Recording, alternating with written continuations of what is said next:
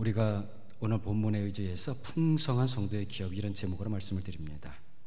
우리 2주 전부터 계속해서 에베소서 1장 오늘 본문 17절에서 19절에 나오는 사도 바울의 기도를 살펴보면서 은혜를 함께 나누고 있습니다. 우리 사도 바울의 기도를 기억하기 좋게 제가 나름대로 이렇게 생각해 보니까 1-3 기도라 이렇게 할 수 있을 것 같아요. 17절에 기도가 하나 나오고 또 18절과 9절에 또 다른 종류의 기도가 3가지가 나오기 때문에 그렇습니다. 여러분들 그렇게 한번 기억을 하시면 좋겠어요. 17절에서 사도 바울은 하나님께서 계시와 지혜의 영을 주셔서 하나님을 알게 해 주십시오, 그렇게 기도합니다. 이것이 첫 번째 사도 바울의 기도 제목이었고, 이어지는 18절과 9절에서는 하나님께서 우리의 마음 눈을 밝히셔서 3가지를 알게 해 주십시오, 이렇게 기도를 해요. 그 3가지 중에 첫 번째가 지난 주일에 살펴보았던 하나님의 부르심이었습니다. 다시 말씀을 드리면 성도들이 하나님의 부르심을 따라 사는 것이 얼마나 소망 있는 삶인지를 알게 해 주십시오, 이런 기도였습니다. 그래서 성도는 하나님의 부르심을 따라 세상을 사는 사람들이라고 말씀을 드렸습니다. 세상과 환경이 아니라 하나님의 부르심을 따라 세상을 보고 내 주변의 사람들을 보면, 그리고 자기 자신도 하나님의 부르심을 따라 보게 될 때에 소망이 생기게 되는 것입니다. 모든 삶을 희망적으로 보게 된다는 것이죠.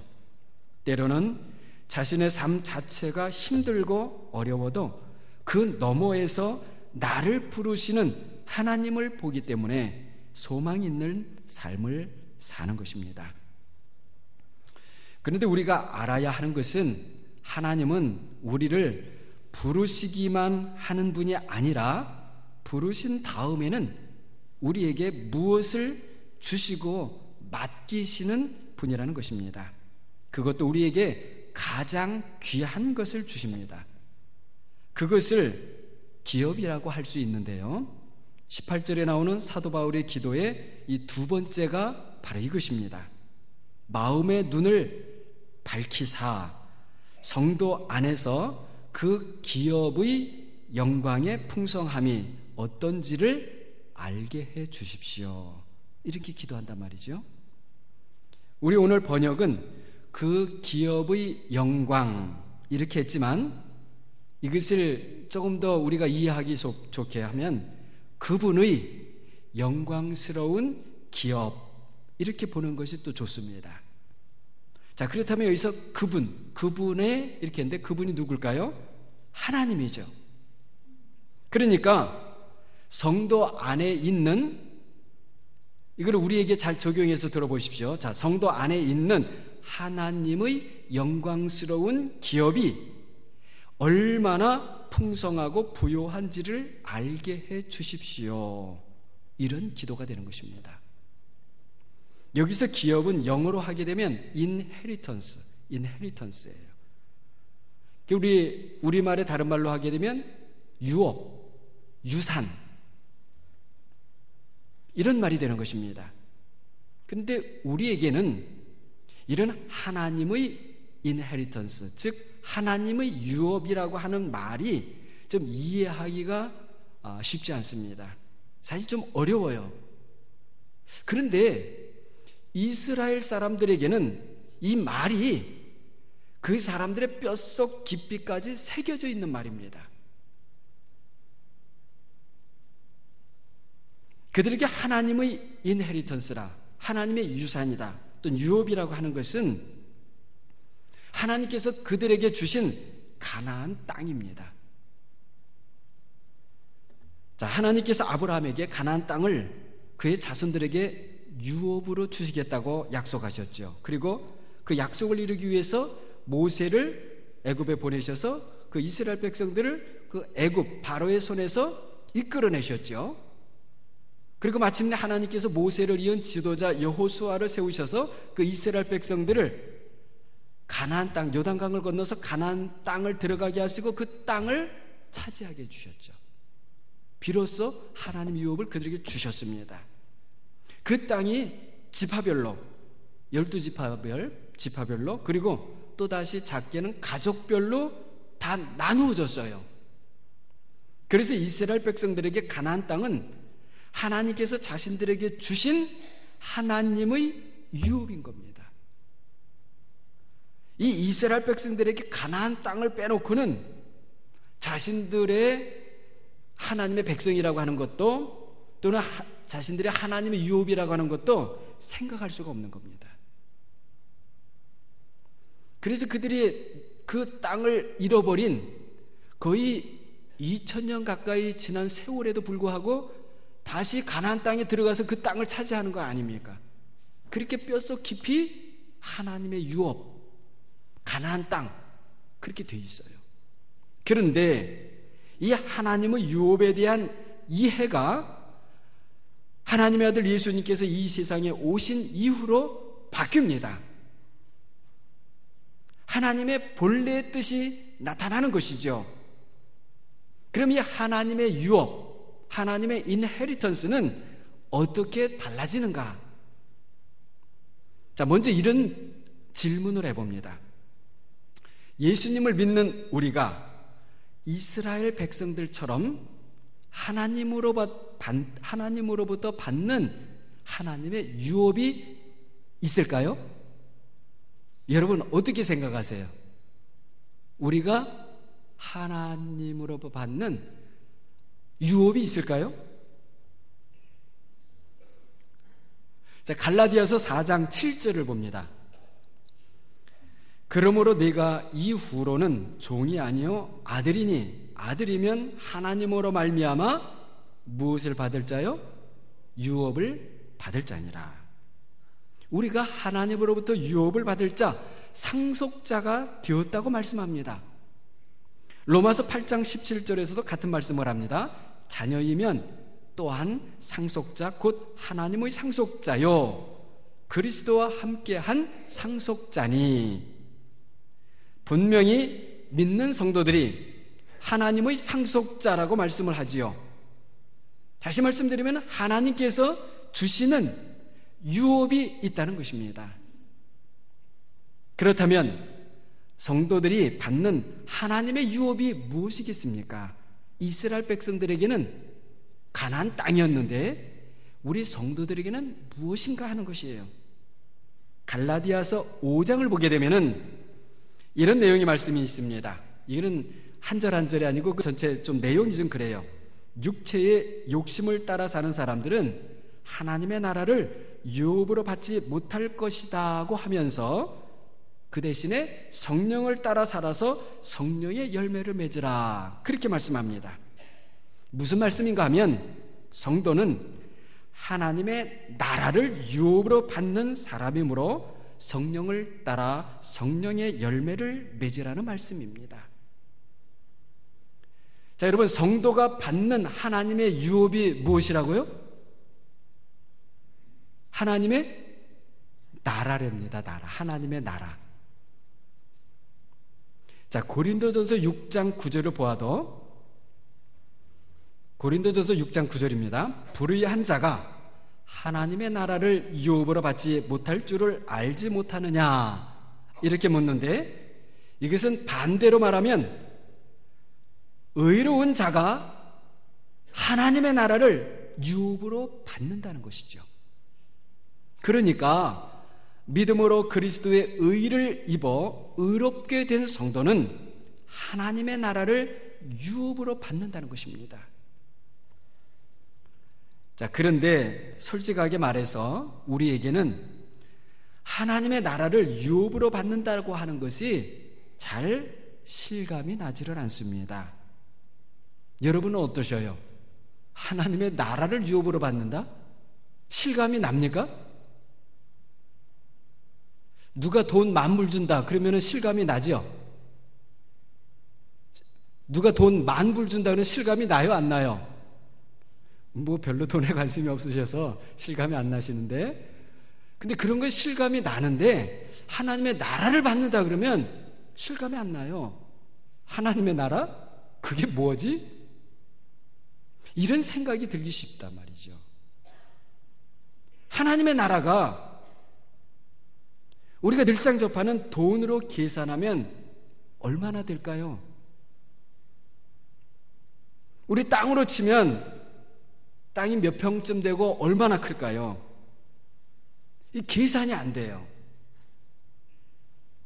말하자면 감이 안 온다는 거예요. 감이 안 와요. 우리 그런 말 쓰죠. 하나님의 나라가 꼭 그렇습니다. 실감이 안 나요. 좀 느껴지지가 않아요. 그러다 보니 그런 하나님의 나라를 유업으로 받는다는 것이 역시 무엇인지 잘 이해가 안 된단 말이죠. 모르겠는 거예요. 듣기는 들어요. 하나님의 나라는 말 많이 들어요. 근데 잘 느껴지지가 않아요. 무엇인지를 모르겠어요. 내 눈앞에 다급한 문제들이 많고 숫자로 보여주지 않으면 느껴지지 않고 내 손에 잡히는 것이 아니면 관심을 별로 두지 않는 그런 이 세상에서 살고 있는 우리에게는 어떻게 보면 너무나 먼 그런 이야기인 것 같습니다. 하나님의 나라? 하나님의 나라를 유업으로 받는다? 모르겠어요. 그러나 예수님께서 공생애를 시작하시면서 하신 말씀을 생각해 봅니다. 마가복음 1장 15절입니다. 때가 찼고 하나님의 나라가 가까이 왔으니 회개하고 복음을 믿으라. 여러분, 하나님의 나라가 멀어요? 가까워요? 가깝다고 하셨어요. 믿는 성도들에게는요, 성경을 보게 되면 가까운 정도가 아닙니다. 누가복음 6장 20절을 보게 되면 너희 가난한 자는 복이 있나니 하나님의 나라가 너희 것이며 이렇게 말씀합니다. 또 마태복음 12장 28절을 보게 되면 그러나 내가 하나님의 성령을 힘입어 귀신을 쫓아내는 것이면 하나님의 나라가 이미 너희에게 임하였느니라 이렇게 말씀하셔요. 하나님의 나라가 이미 임했고 그 하나님의 나라가 우리의 것이라고 말씀합니다. 자, 이렇게 생각을 해보세요. 이스라엘 백성들이 가나안 땅에 들어가서 그 각자가 가족별로 그 땅을 실제로 유업으로 받았습니다. 여러분 확실하죠? 그랬어요. 그것처럼 우리 믿는 성도들이 하나님의 나라에 들어가서 각자가 그 나라의 땅을 유업으로 받는 거예요. 자, 한 가지 문제는 하나님의 나라라고 하는 자체가 보이지 않는데 제가 무슨 표현을 썼어요? 땅이라는 표현을 썼어요. 그게 좀 이상하지요? 이해하기 쉽게 그렇게 말씀을 드린 거예요. 성도는 하나님의 나라를 유업으로 받은 것을 믿으시는 사랑하는 여러분이 되시기를 바랍니다. 하나님의 나라를 받았어요. 자, 우리 성도들이 받는 유업이 하나님의 나라이기 때문에 세상 어떤 것보다도 또 어떤 나라보다도 더 영광스러운 것입니다. 그래서 기업의 영광스러운 유업 이렇게 말씀하고 있는 것입니다. 그리고 하나님의 나라이기 때문에 어떤 세상 나라보다도 어떻겠어요? 더 풍성하고 부유한 것입니다. 우리 그냥 쉽게 이해를 위해서 예를 들어보면 만약에 하나님의 나라에 포도밭이 있다. 그냥 이렇게 가정을 했어요. 하나님의 나라에 포도밭이 있다면 여러분 그 포도나무도 그렇고 포도나무가 맺는 그 포도 열매가 어떨 것 같습니까? 땅에서 나는 포도나무하고 다르겠죠? 만약에 실제로 있다면 비교가 안 되겠지요. 상상은 못하겠지만 여하튼 포도밭이 있다면 거기에서 자라는 포도나무와 포도 열매는 굉장할 것이다. 왜냐하면 하나님의 나라이기 때문에.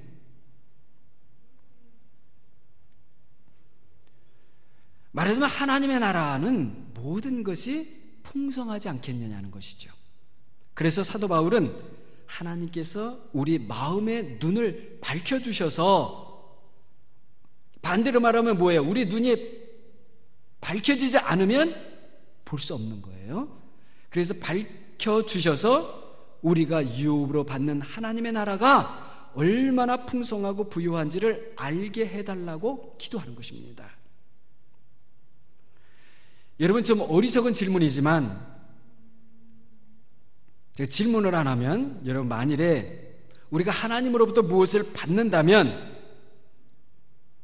하나님의 나라를 받으시겠습니까? 아니면 하나님께서, 그러니까 이렇게, 하나님께서 내 나라를 줄까? 아니면 1,000,000 불을 줄까? 그렇게 하면 여러분 뭐를 달라고 하시겠어요? 하나님의 나라.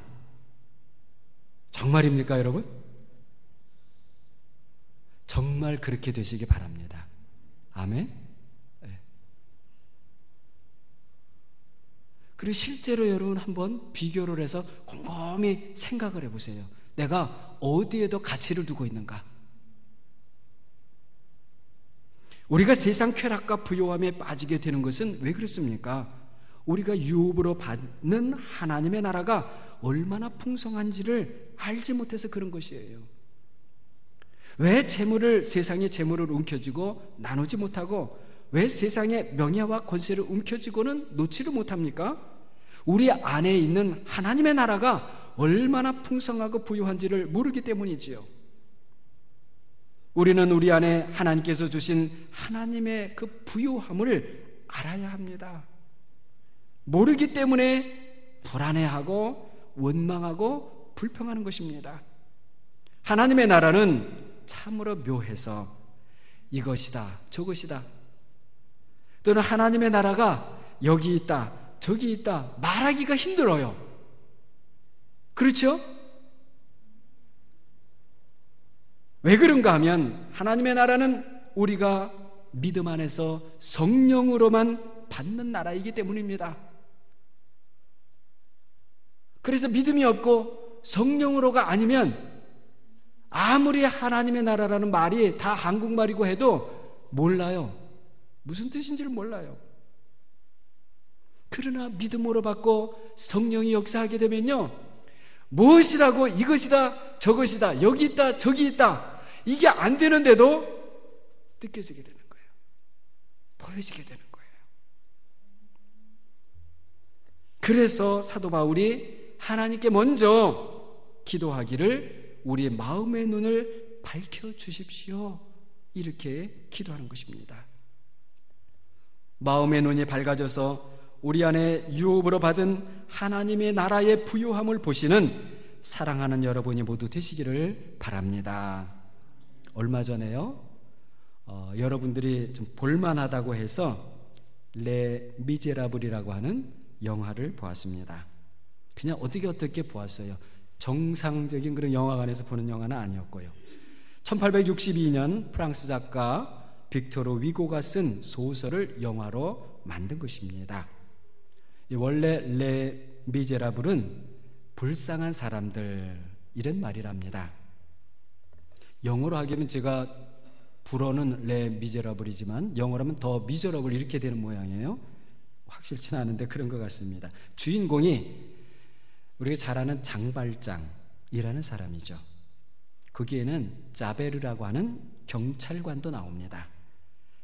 이 장발장이 변화를 받은 죄인이었다가 변화를 받은 의인이라면, 이 자베르라고 하는 사람은 끝까지 변화를 거부하는, 어떻게 보면 좀 악인이죠.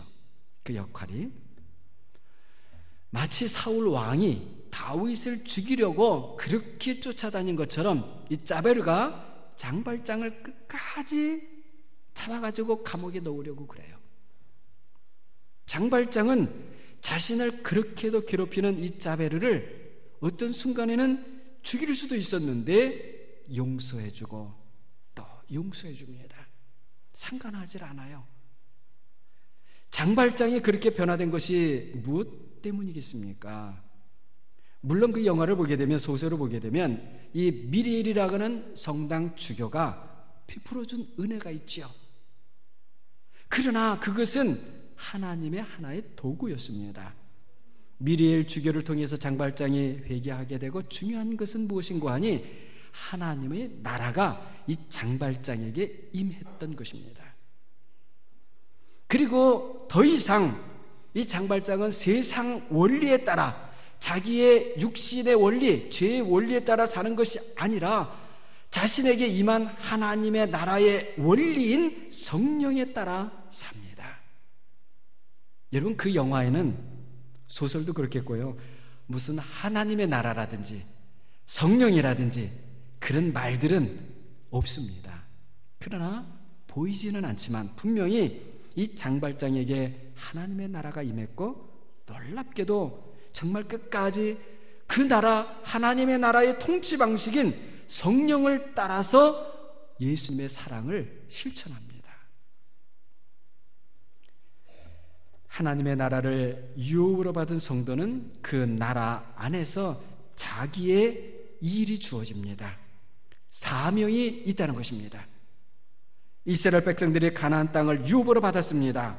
그러면은 그 유업으로 받은 땅을 어떻게 해야 됩니까? 이건 내 땅이다 하고 가만히 있으면 안 되잖아요. 그 땅을 잘 일구어서 씨를 뿌리고 농사를 짓고, 또는 그 땅에서 양들을 키우고 그렇게 하는 것이죠. 그리고는 각종 결실을 가지고 하나님께 제물로 드리기도 하고, 자기 가족의 양식으로 삼기도 하고, 이웃을 때로는 돕는 데 사용하기도 하고 그렇게 했어요. 말하자면 유업의 땅에 있는 사람들마다 자기의 일이 있었다는 것입니다. 그들에게 유업이라고 하는 것은, 유업을 받았다, 유업이 있다라고 하는 것은 곧바로 무엇인가 하니 사명이었던 것입니다. 사명. 하나님의 나라를 유업으로 받은 성도들도 마찬가지입니다. 자신이 해야 할 하나님 나라의 일이 있는 것입니다. 그것이 바로 성도의 사명, 영어로 하게 되면 미션이 있는 거예요. 우리는 우리가 살고 있는 모든 삶의 현장에서 하나님 나라의 사명을 이루어야 하는 것입니다. 우리 성도에게 하나님 나라 안에서 무슨 사명이 있습니까? 우리 하나님의 나라를 받았고, 받은 그 속에 우리의 사명이 있다고 했는데 무슨 사명이 있냐는 것이죠. 여기서 우리가 로마서 14장 17절을 볼 필요가 있습니다. 로마서 14장 17절입니다. 하나님의 나라는 먹는 것과 마시는 것이 아니요 오직 성령 안에 있는 의와 평강과 희락이라. 여러분, 하나님의 나라는 어떻다고요? 오직 성령 안에서 의와 평화와 기쁨이라고 말씀합니다. 다시 또 영어로 말씀드리면, 의는 righteousness, 평화는 peace, 기쁨 joy. 어디 안에서? in the Holy Spirit. 그렇다면 하나님 나라의 사명이 무엇이겠습니까? 오직 성령 안에서 의와 평화와 기쁨을 도모하며 이루는 것입니다. 왜냐하면 하나님의 나라가 그것이기 때문에. 달리 말하면 복음을 전하는 것이에요. 우리 성도는 세상에서 돈 버는 것이 사명이 아닙니다. 좋은 직장을 얻고 좋은 사업체를 갖는 것만이 우리의 사명의 목적이 아닙니다. 모든 것들을 통해서 이 세상에 의를 세우고 평화를 이루고 기쁨을 전하는 것입니다. 이것은 오직 성령으로만 가능한 일이지요. 그래서 갈라디아서 5장 16절에서는 너희는 성령을 따라 행하라 라고 하면서 이어지는 22절과 23절에서 성령의 열매는 우리가 잘 아는 대로 이런 것들이라 말씀을 하고 계시는 겁니다. 우리는 이 세상에서 이런 일도 할 수 있고 저런 일도 할 수 있습니다. 그러나 성도는 무슨 일을 하든지 또 어떤 지위에 있고 어디에서 살든지 하나님 나라의 사명이 있는 것입니다. 바로 성령을 따라 행하여서 이 세상에서도 하나님의 의를 세우고 그리스도의 평화를 이루고 성령의 기쁨을 전하는 것입니다. 만약에 어떤 사람이 성도라고 하면서도 가는 곳마다 질서를 무너뜨리고 다툼을 일으키고 사람들의 마음을 슬프게 만든다면 하나님의 나라를 유업으로 받은 사람이라고 할 수 없습니다. 오히려 하나님의 나라의 사명을 스스로 외면하는 사람인 것이죠. 유업으로 받은 하나님의 나라를 잘못하면 잃어버리게 될 것입니다. 반대로 어떤 성도든지 가는 곳마다 혼란스러웠던 질서를 바로잡아주고 공동체의 평화를 이루고 어둡고 우울했던 곳에 하나님의 기쁨을 가져오는 복음을 전한다면 하나님의 나라에 합당한 성도입니다. 하나님의 나라의 사명을 이루는 성도예요. 그런 성도야말로 바울의 기도처럼 마음에 눈이 밝아져서 자신이 받은 영광스러운 하나님의 나라의 유업이 얼마나 풍성하고 부유한지를 아는 것입니다. 마태복음 25장을 보게 되면 달란트 비유에서 어떤 사람이 먼 여행을 떠날 때에 자신의 종들을 불러서 그의 재산을 그들에게 맡겼습니다. 5달란트, 2달란트, 1달란트 이렇게 맡겼지요. 그런데 그 달란트를 그냥 잘 보관하고 있다가 나중에 돌려주어라. 그래서 맡긴 것이 아니었죠. 왜 맡겼어요? 일하라고. 사명을 준 것이죠. 그래서 5달란트 맡은 사람은 5을, 2달란트 맡은 사람은 2달란트를 남겼습니다. 이것처럼 하나님께서 그리스도 안에서 우리를 자녀로 부르시고 하나님의 나라를 유업으로 주시고 또 그 나라의 일을 맡기신 것입니다. 우리가 하나님의 나라의 일을 위해서 받은 것이 무엇일까요? 우리가 생각해 볼 수 있는 정도로 해서 살펴보게 되면 우리는 교회 직분을 받았습니다. 가정도 있죠. 가정도 받았어요. 직장이나 사업체나 그렇게 할 일들을 받았습니다. 또는 우리가 어떤 할 일, 어떤 직장이나 또는 직업이나 이런 것들을 위해서 준비하고 있어요. 그건 다 받은 것이요, 받을 것입니다. 그러면 종들이 착하고 신실하게 일해서 남긴 달란트들은 무엇이겠습니까? 우리가 맡은 직분과 하는 일들을 통해서 하나님의 의를 세우고 그리스도의 평화를 이루고 성령의 기쁨이 전해지는 것입니다. 우리 성도들이 직업을 갖고 사업을 운영하는 것은 세상 사람들처럼 돈을 벌고 세상 쾌락을 누리기 위해서가 아닙니다. 하나님 나라의 그 일을 이루기 위해서인 것입니다. 이런 하나님 나라의 일을 여러분 내 힘으로 할 수 있겠습니까? 불가능한 것이죠. 오직 성령으로만 가능한 것입니다. 그래서 하나님의 나라는 오직 성령 안에서만 이루어지는 의와 평화와 기쁨이라고 말씀하는 것입니다. 그러므로 그 나라의 일도 우리가 오직 성령을 따라 행할 때에만 이루어질 수 있는 것입니다. 성령을 따라 행하는 사람, 성령과 보조를 맞추며 살아가는 사람은 성령의 열매를 맺게 될 것이고 하나님 나라의 일을 성취할 것입니다. 그리고 유업으로 받은 하나님의 나라가 얼마나 부유한 나라인지를 점점 더 많이 알아가게 될 것입니다. 사랑하는 여러분, 하나님의 아들 예수 그리스도를 믿음으로 그분과 함께 하나님의 상속자가 된 것을 믿으십니까? 아멘이라고 하신다면 우리가 받는 유업이 바로 하나님의 나라인 것을 똑같이 믿으시기 바랍니다. 그리고 오늘 말씀처럼 우리에게 맡겨진 생활 속의 사명을 성령을 따라 행함으로 하나님 나라의 일을 이루시고 그 하나님 나라의 풍성함에, 말하자면 하나님께서 우리에게 주신 기업 풍성함에 늘 거하는 삶을 살아가시기를 주님의 이름으로 간절히 축원합니다. 기도합니다.